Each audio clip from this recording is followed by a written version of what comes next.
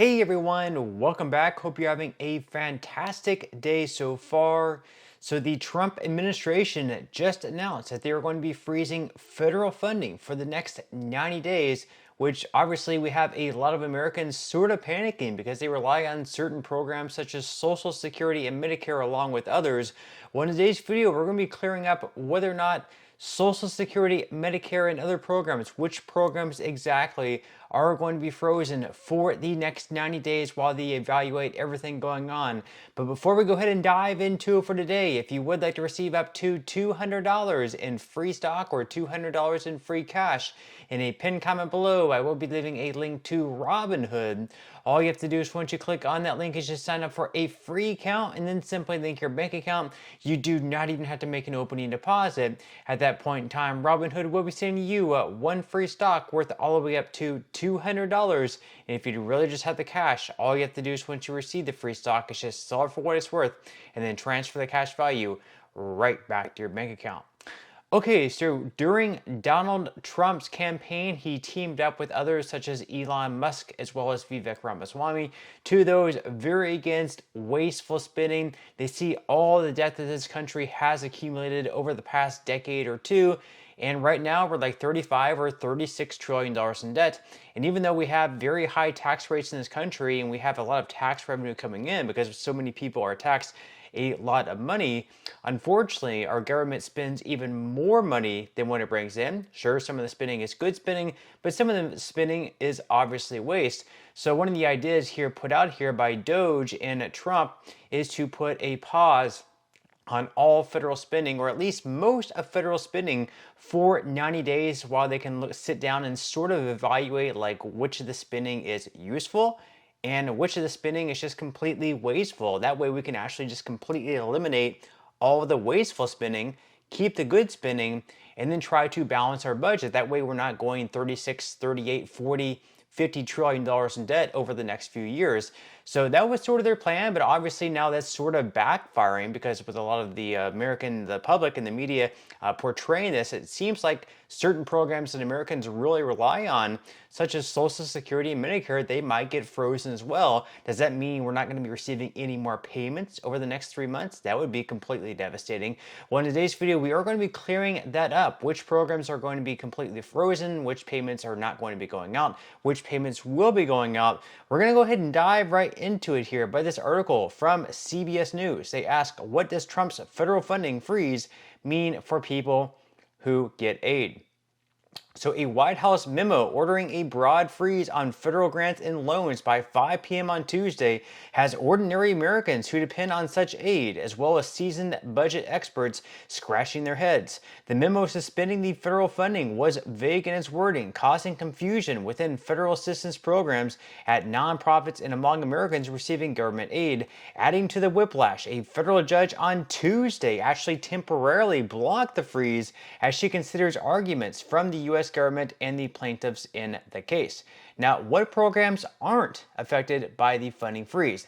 Thankfully, the memo from the U.S. Office of Management and Budget, OMB, indicated that Social Security and Medicare programs would be exempt from the suspension in federal funding. So luckily, this is not going to be included in the freeze of federal funding. Social Security checks are definitely still going to be going out. Let's go ahead and continue. Additional guidance released Tuesday further specified that, quote, any program that provides direct benefits to Americans is explicitly excluded from the pause. So let me read that again. Any program that provides direct benefits to Americans is going to be excluded from the pause. Obviously, that is very good news. Quote, in addition to Social Security and Medicare already explicitly excluded in the guidance, mandatory programs like Medicaid and SNAP will continue without pause, the updated guidance says. So Medicaid and SNAP are going to be continuing as well. You don't have to worry about that if you do receive SNAP benefits.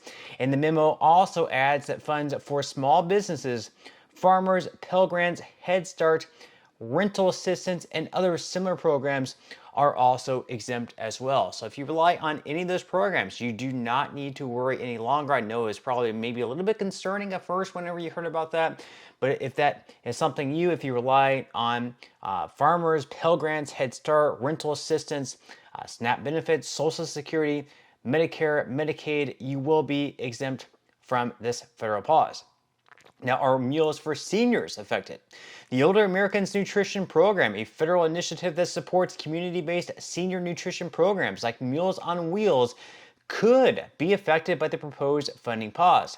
If the order includes the Older Americans Act, it would halt service to millions of vulnerable seniors who have no other means of purchasing or preparing meals. Meals on Wheels said in a statement on CBS Money Watch, they said, quote, "The lack of clarity is creating chaos for Meals on Wheels providers, not knowing whether they should be serving meals today." So for them, they don't really necessarily know. This is kind of vague how they write this, I guess. Maybe within the next few days, we'll have a better idea. My guess is this probably is not going to be affected because, programs, as they mentioned there, if it directly benefits Americans and it's supposed to be excluded from this order, everything else is not. But again, sort of vague. They're not really sure whether or not they should be delivering the meals to seniors, whether they should. Hard saying right now. Now, as far as housing assistance, is that going to be at risk? The OMB memo added that rental assistance and other similar programs will not be paused. Still, the National Low Income Housing Coalition expressed concern that Department of Housing and Urban Development programs could be covered by the freeze. So, of course, we have the good news here. We have a number of programs that even though they're going to be pausing federal spending, these programs are not going to be cut. Direct assistance to Americans, anything that is going to be directly benefiting Americans is not going to be paused. Obviously, that is very good news. However, a lot of people receiving Social Security benefits are still greatly concerned about the future of the program because, as we have seen by numerous sources, over the next 8 to 10 years, if nothing is done about the program, they will have to cut benefits across the board for everyone by anywhere between 19 to 26%, simply because there is not going to be enough revenue coming in to the Social Security Trust Fund to be able to pay out everyone 100% of their scheduled benefits. Simply put, there are fewer younger people working, paying into the system, and we have more people now receiving Social Security benefits taking from the system, so the ratio is all off. Now, we have different proposals out there, such as raising the full retirement age, but one of the proposals really is gaining a lot of bipartisan support, at least among voters. That is, of course, raising taxes for those currently working. So according to AARP, a large bipartisan majority of Americans favor raising taxes to strengthen Social Security's finances and avert a benefit cut in the next decade, according to a new AARP-funded survey from the National Academy of Social Insurance.